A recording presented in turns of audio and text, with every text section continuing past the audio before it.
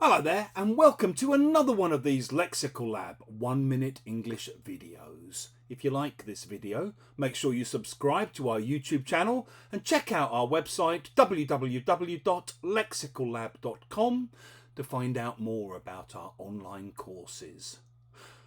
Last week, my daughter managed to leave her house keys on the bus.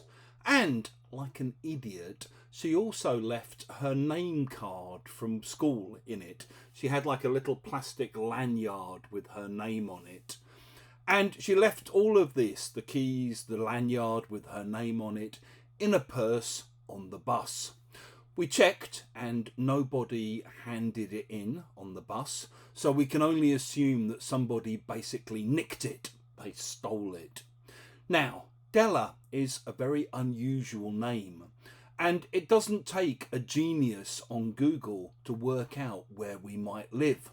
So as a result, I had to change the locks on our house, which set me back £600.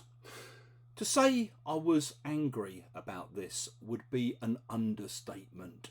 I was spitting blood for a couple of days.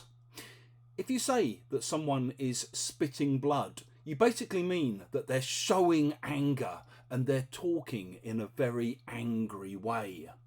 So you might say, for example, hey, listen, unless you want to get yelled at, make sure you steer clear of the boss today because he's spitting blood after finding out about the printing mishap.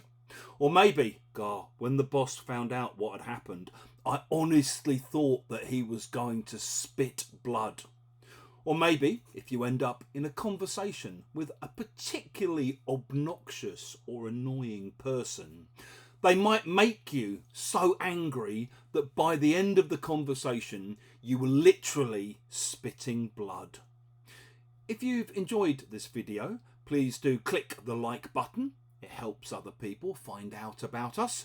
Please share it on social media with your friends, your colleagues, your students, and in the comments section below, we'd love to see examples of how you might use spit blood